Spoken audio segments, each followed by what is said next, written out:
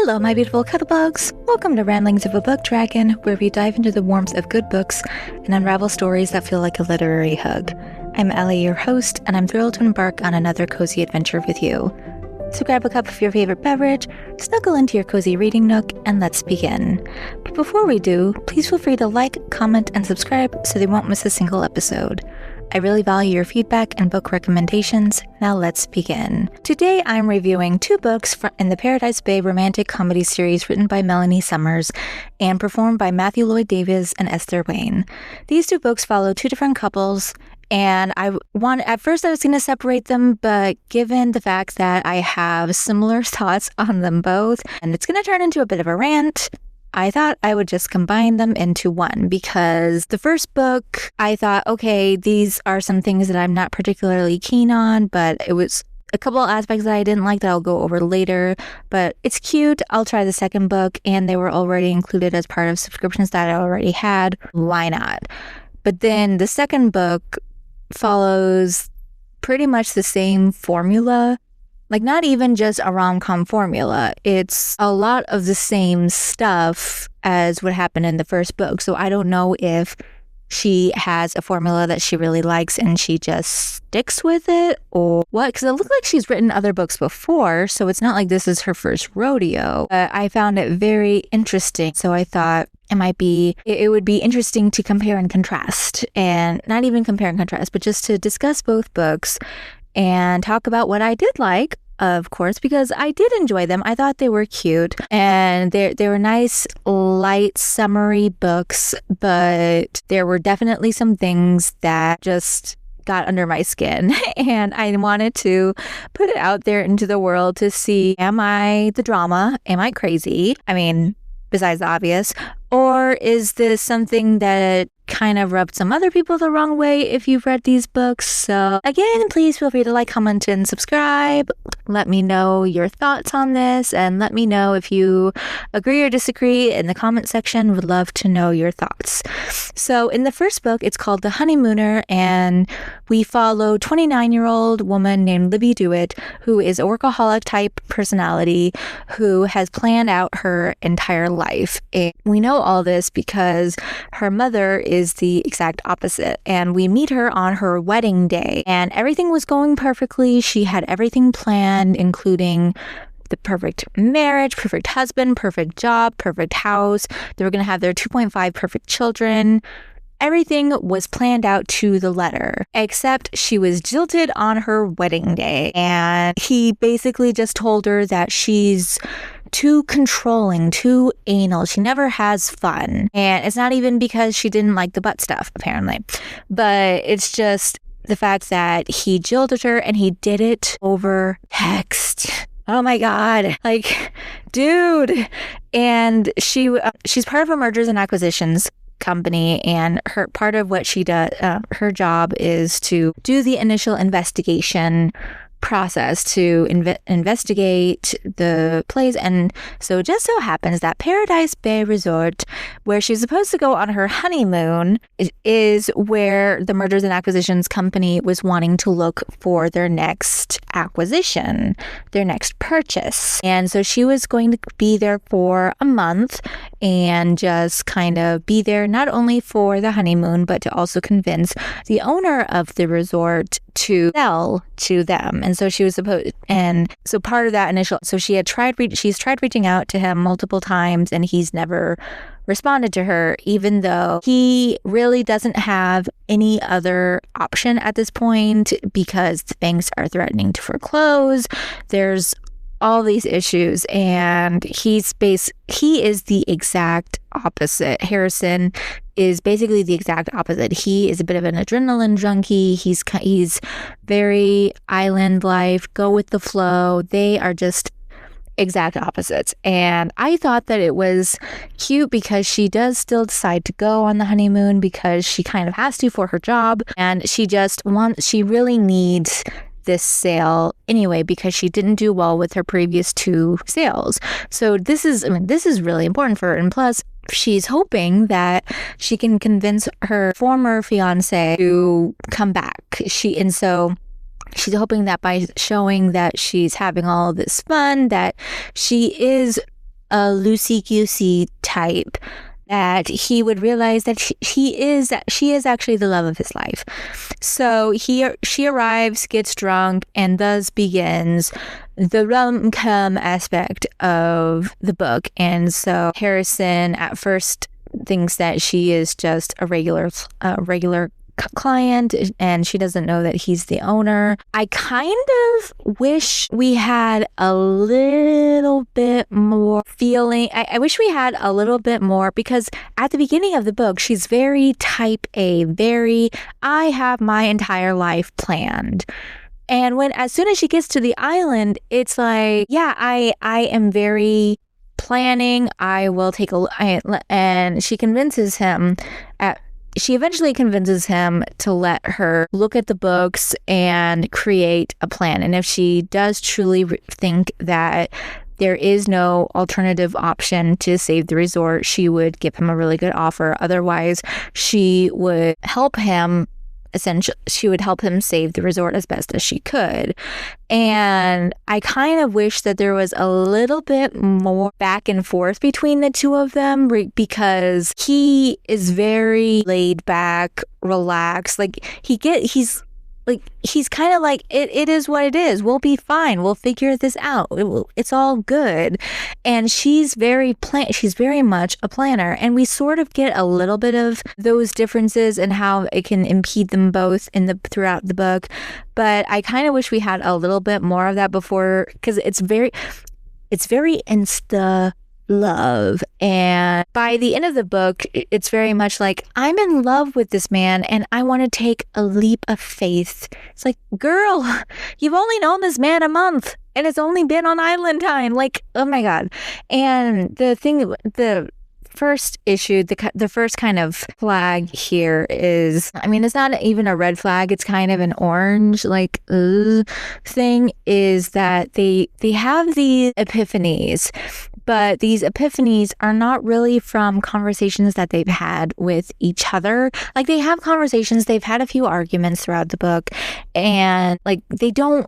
But then when there is a moment where there should have been more communication, there wasn't, because at the end of the book, and this is the other thing, this happens in the last 25% of the book.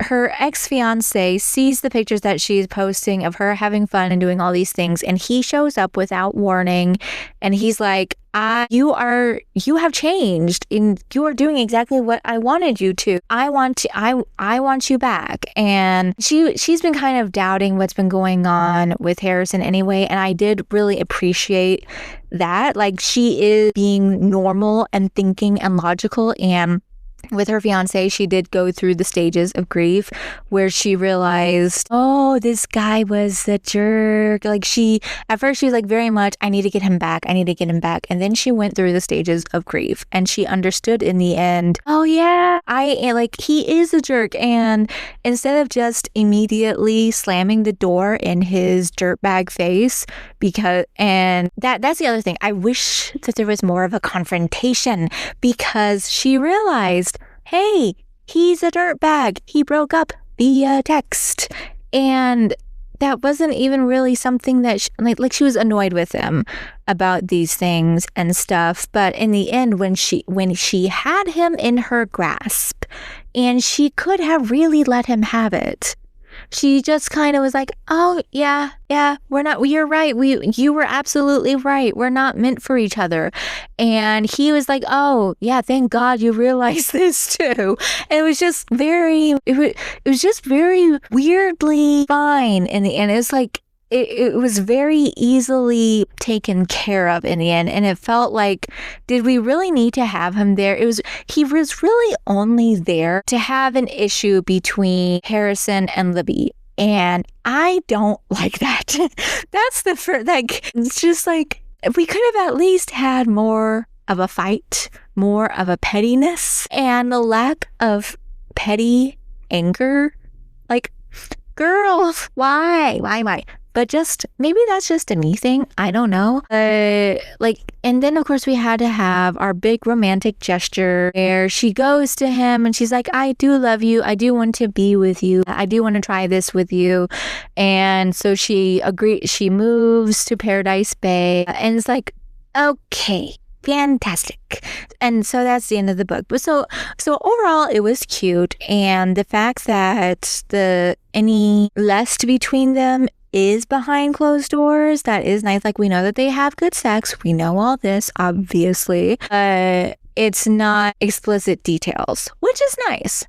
That is nice to have that sometimes. And so it was very sweet, very nice. So the rom-com romance aspect was nice. I think that we could have had a little bit more of certain aspects of it. Like in the second book is called Whisked Away, and we follow Harrison's sister, Emma. And Emma, in the first book, she was supposed to graduate from culinary school, but because of the issues with Paradise Bay, she was threatening to drop out to help. And he was like, no, you're not dropping out. And so in Whisked Away, she just graduated from culinary school, and it's supposed to be this prestigious culinary school at that. And so she's coming back to Paradise Bay to work at the resort, and they had saved it, and they came up with this idea for this separate island retreat that's just for the creme de la creme of society, a place that's separate from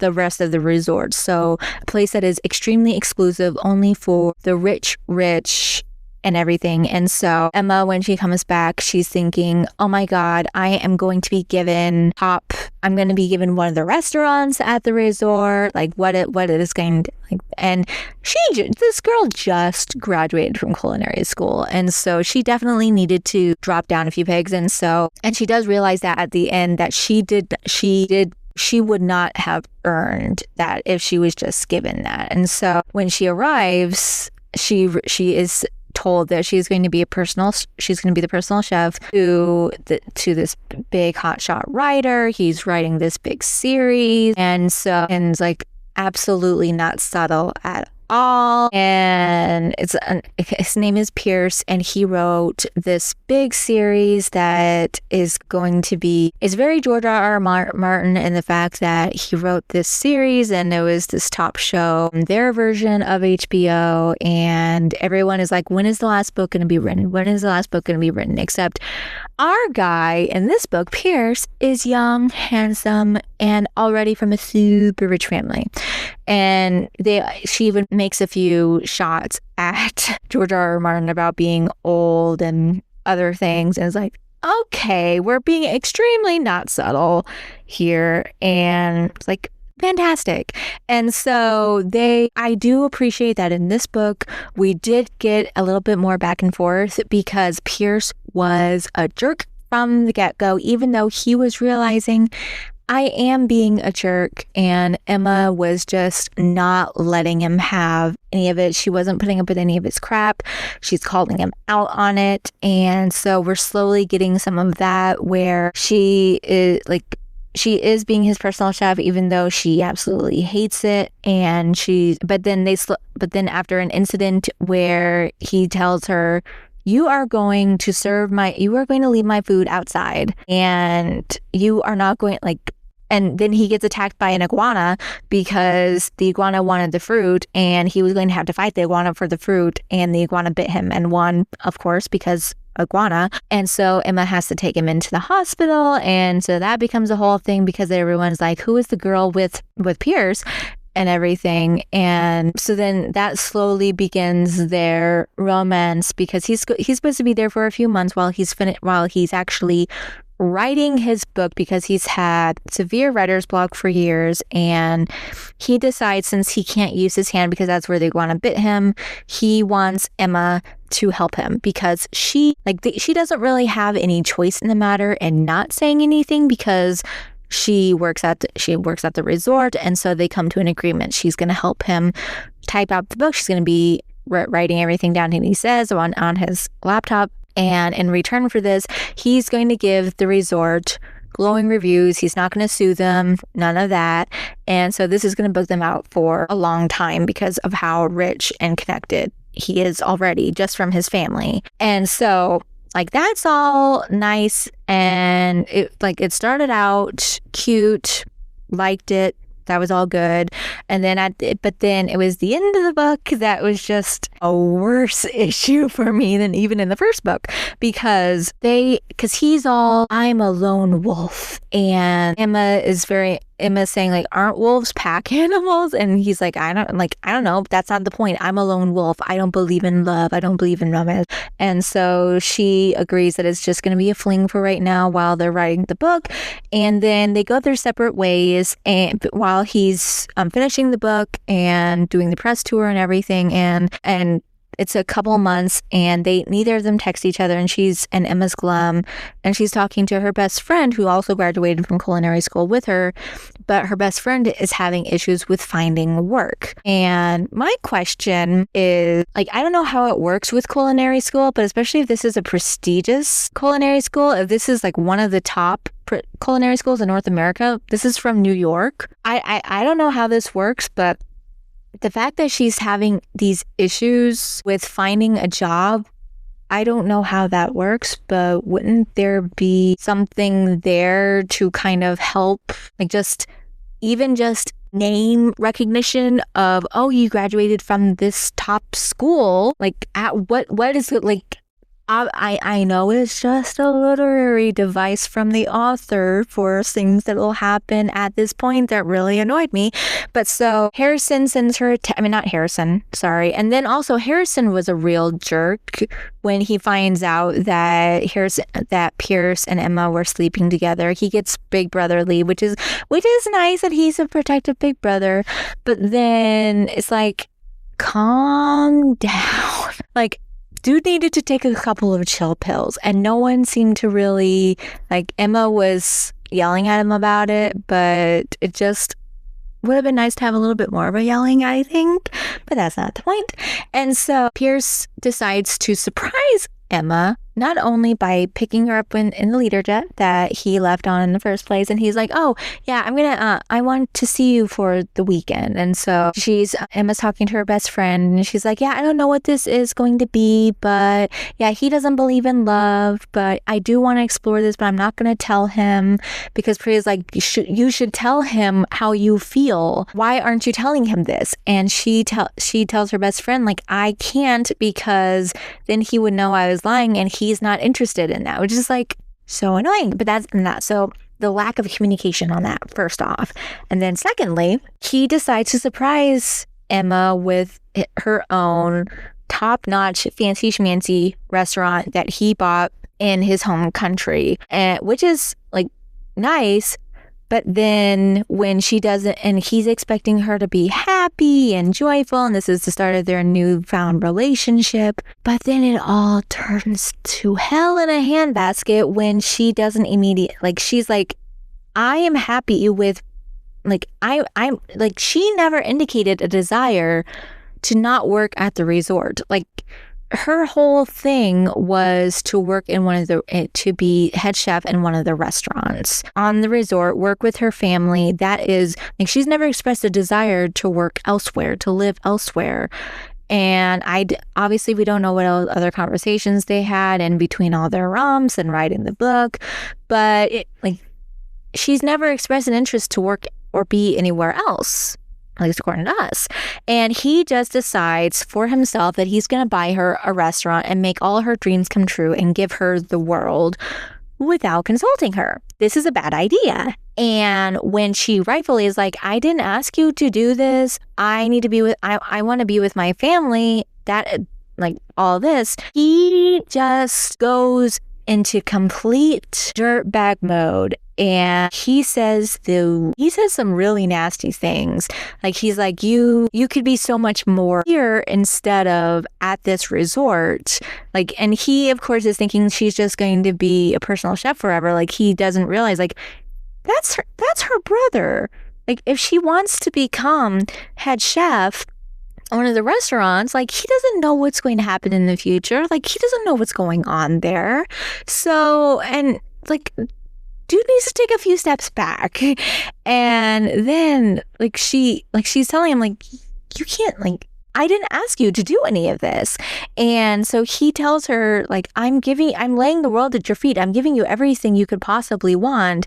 And then he says that she could be more grateful. And it's like, and the fact that he said that coldly, like, damn. And the fact that never in the rest of the book does she ever think about what he said, because her whole thing with this is that you don't believe in love, like you don't understand love. And to me, I wish that she had gone the sarcastic, and maybe again, this is me just being petty and wanting things to go a certain way that just doesn't make sense. And again, this is in the last 25% of the bloody book, but she never said, oh, you want me to be grateful, let me scrape and bow and thank you a million times, Your Highness. Like, just something where she threw it back at him.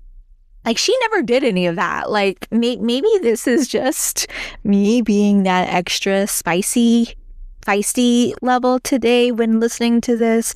But she's just like, oh, you don't understand love. And he just, the minute she didn't accept this exactly as he wanted her to, he said, this isn't going to work. We're done. And she goes back. And even when she's talking to her best friend, and she's flying back, she doesn't even say, oh yeah, he said some real, just to me, it just sounds like he was just mean. And like, okay, you're not even thinking about this. You're not even contemplating any of this, or like saying like any of this to your best friend. Like, if a guy said that stuff to me, I would be giving that all verbatim to my best friend, saying, hey, would you believe what this guy said? Like, okay, screw him.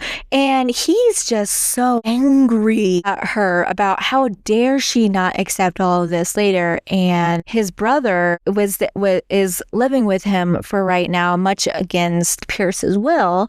And they go out. He drags his brother out for drinking and seeing if any girls would come home late, with seeing if any women would go home with him, and no one can really match up to this. And one day his brother tells him, like, you didn't even ask her what she wanted and all this other stuff. And he had to point it out to his brother that he was the one that was being a jerk. He was the one that was in the wrong. But then Pierce just was ignoring it, saying, you're an idiot. No, but then a page or two later, he realizes, oh yeah, I am an idiot. I was being selfish, and I would just kind of reiterating what his brother said, but I wish that there was a little bit more of that thought process in the book, or at least a little bit more communication, just something to bridge the gap a bit more between the two, because it was that conversation happened, and then a page or two later, it kind of just popped into his head as he realized, oh yeah, I am an idiot because I am selfish, and I did want to do the minimal effort and expect everything to happen exactly the way I wanted without putting too much out there the way for me, and expecting her to give up everything for me. I'm the one that's being selfish, not her. And it would have been nice to have a little bit more of a bridge between those two. And then, of course, we have to have our final dramatic gesture where she goes to see him when he's signing autographs. But then, the thing that drives me nuts, I was hoping, because they do have a bit of a conversation about where things are going in the future. But after this point, when she's back at the island and she's been promoted to head chef at one of the restaurants because one of the head chefs is retiring, she's never really thinking or stewing or anything like that about what he said. She is just thinking, did I make a mistake? I lost the love of my life. I know I'm saying I'm so sorry, but it's just girl, we need to do more stewing. We need to do more pettiness. Just the lack of pettiness, and she's not even angry in this. And after this point, she's just upset and it's he's more angry than she is, and he didn't even have any right to be angry. Like, I'm just venting because I'm just annoyed. And it's like, girl, did you hear what he said? Did you immediately forget? And like, they had a conversation about what their future held, and instead of, because she was kind of thinking herself that maybe she should have suggested that he could come to her on the island and all this stuff. And like, there's no real thinking in the book. Like, we don't really get much internal dialogue other than we get some, but I feel like we could have had a little bit more introspection, I think. Is that like a little bit more connecting stuff. And I wish that the two had a conversation about the need to communicate, because that was the whole issue in this book. Is he's saying he wants to give her the world, he wants to give her everything she could ever want, and she's just like, okay. And he's the one that makes the suggestion that he could move to the island with her and just uproot his life and everything. It's just like all very sappy and perfect, and just, I wish that there was a communication about that fight, because all that he did was say that he understood that he was in the wrong about, like, he realized that she was right because love is what matters, all this other nonsense that you do need to put someone else first, like just this stuff. But he never apologized for what he said to her in the fight.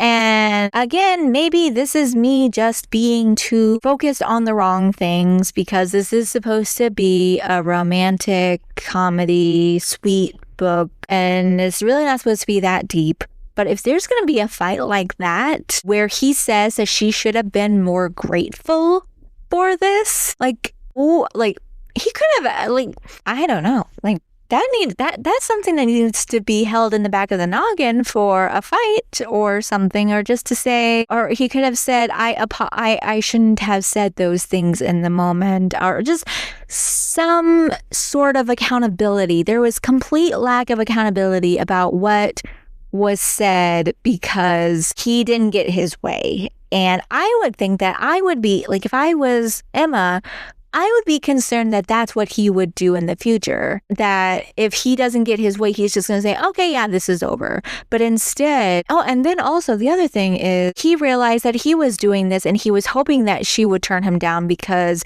he's so used to women just accepting his lavish gifts. So it was a secret test, and she had told him that they wouldn't have lasted because she did this anyway. So he was hoping that she would call him out on this. And it's like, that's not healthy. And she didn't even know that it was a secret test. And I get that that's the point of a test. I mean, okay, that's not the point of it. But at that rich person level, you kind of have to be used to those sorts of things. But the fact that he felt the need to provide a test like that, but like he wants to give her everything, but then he really wouldn't have appreciated the fact that she had accepted it.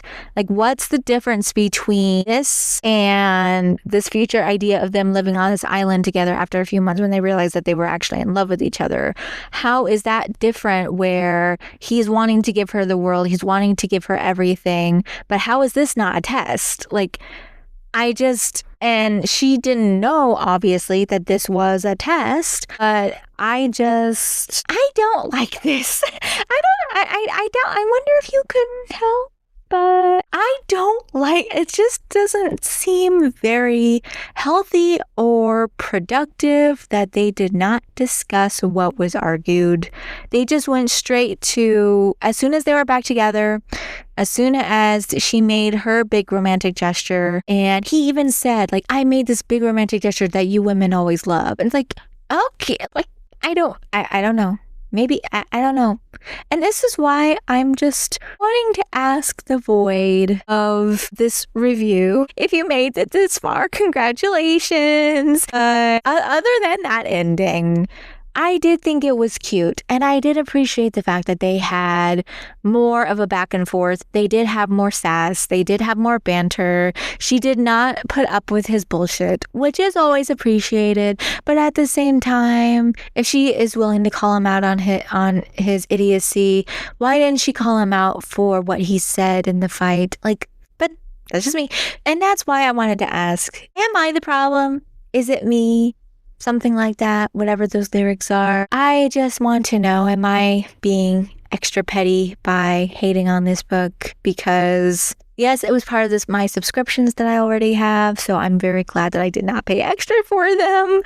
But I'm glad I gave them a try, because I did find overall it was cute and light, and I did enjoy that. But just those little things that turned into big things, especially in the second book, and knowing that and figuring and thinking that this is probably how her other books are, if this is how these two books are, if this may be turning into a pattern and one that I'm not interested in seeing repeated in other books, I think I'm going to give the other books a pass.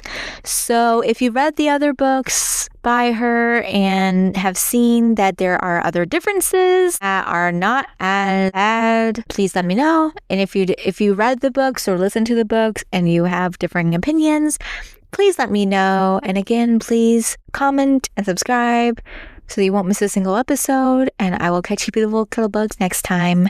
Goodbye.